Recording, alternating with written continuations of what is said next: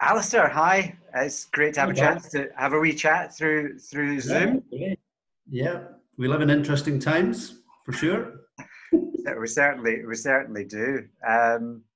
Alistair, we seem to share a kind of passion for the role that culture can play in the execution of Yeah, strategy.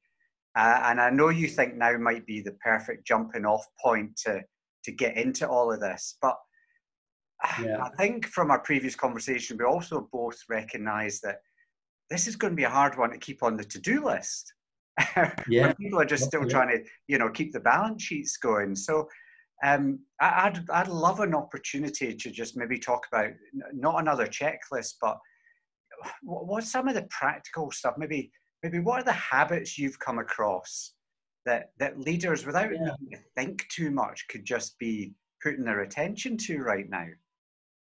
yeah. I think habits is a good word, a good place to start. I mean, I think of culture as being the habits of an organization that just happen naturally, that you notice, particularly when you're new to an organization and you walk in the door, you notice different habits around the place. And for me, that's about culture. So, um, yeah, I think the one habit for me is almost, understanding what is beneath these habits for yourself as a leader, and for a team as a group, dealing with culture.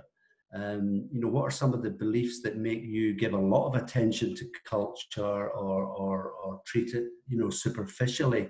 And there's a number of the ones that I've come across that if you don't have these beliefs, you're unlikely to have the right kind of habits, if you like. Beliefs like, for instance, that working with culture and effecting a change connects directly to your financial performance. Managed in the right way, it will improve your financial performance.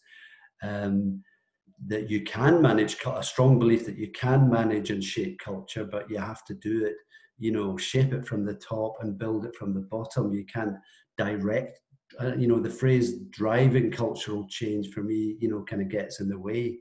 Mm. So as a leader, I think it's examining the beliefs you've got that drive how you are around culture. Because I find that, for me, culture is something truly unique that differentiates an organization, gives it competitive advantage. It's an asset, massive asset. You can't go out and buy it.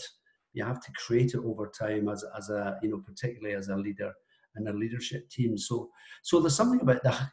I'm going a long way around here, but it's kind of to reflect on what are your beliefs as a leader that are driving the big decisions you're making. And I think people are doing a lot of reflecting at the Mm. moment to try Mm. and get a sense of, we need to do something different here. My automatic response may not be the right one. Yeah. Um, So I so suppose you've got to feel it's important enough uh, for what you're trying to do. Yeah, I mean, you have to be passionate about it. It's not one. It's not the easiest change to effect in an organization, but it can often be, the most important one. So yeah, absolutely. And there's do you think there's one personal attribute or one kind of personal habit that you've seen that the leaders who do this well, that they can carry it off and it makes the biggest difference? Yeah, I think leaders that pay attention, who communicate by what they do and through listening as much as by what they say, who really recognize that be feeling connected with, how people are, the emotions of the organization, and the real issues people have, and who take the time to connect widely and deeply within the organization, who are visible and who lead from within rather than almost from the front in terms of culture. And see the importance of being a role model. I mean, it's, Okay. I think, I've never seen a cultural change yet that didn't involve the senior team and some key leaders in the business, changing their habits and becoming role models for a different way of working within the organization. So the folk who are really good at it recognize that they're on camera the whole time, and that I find a lot of leaders underestimate the impact their behavior has on people, and they overestimate their ability to control people. Right. many revolutions launched by a zippy email or a PowerPoint presentation. You know, it happens in conversations and dialogues.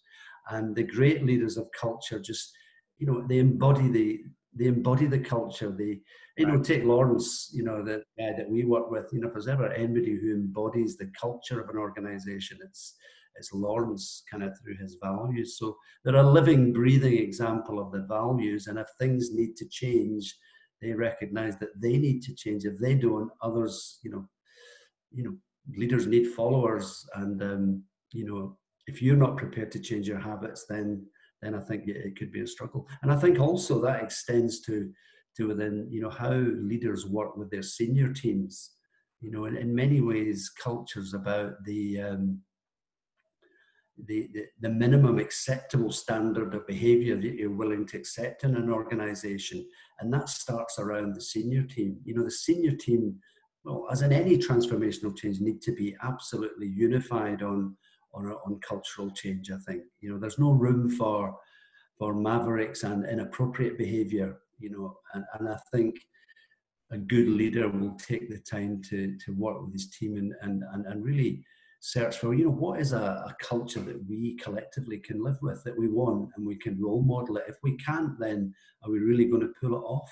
So we might even be willing to compromise in some aspects of it. And, you know, ultimately, you know, key decisions to move people on or put them into different roles, you know, people, you know, I'm sure you've worked yourself with people with tremendous technical capability and deliver the goods, but they do it in a way that maybe wouldn't fit with a future culture or how they deal with the employees. So really real working hard to get consensus around the top table about the culture that we need and what it means to us as a team to embody that, if you like.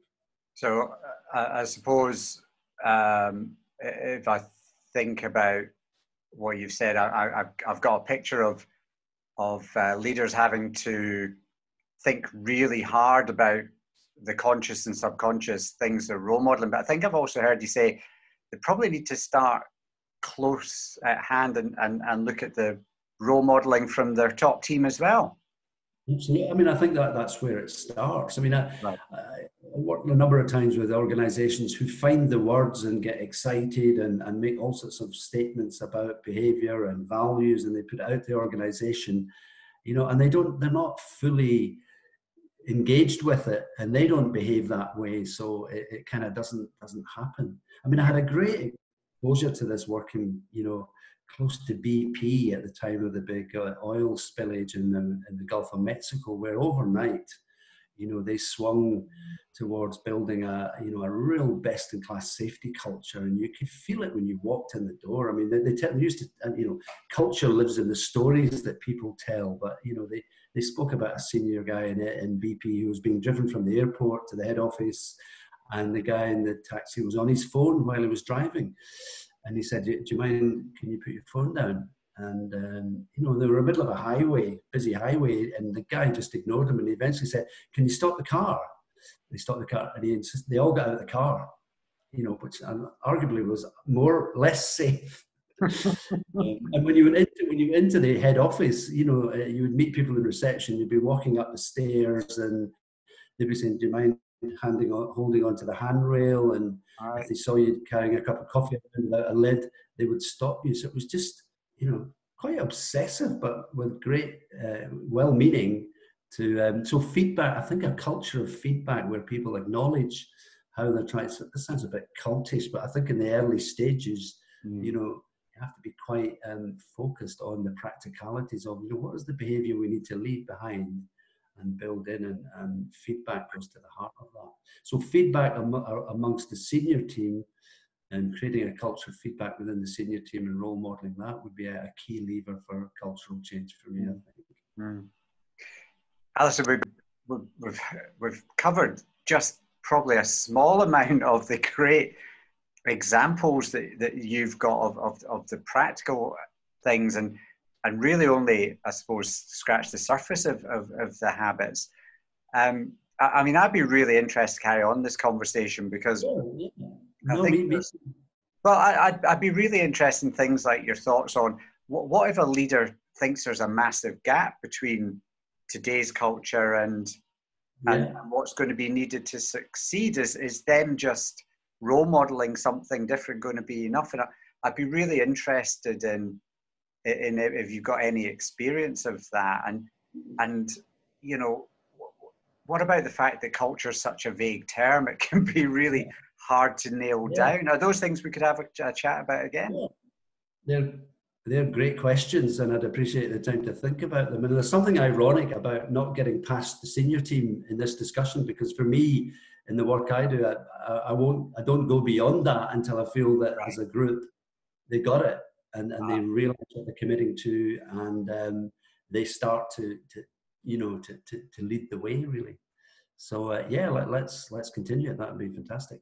Brilliant. All right. Well, many thanks very much. Thank you, Alistair. Bye now.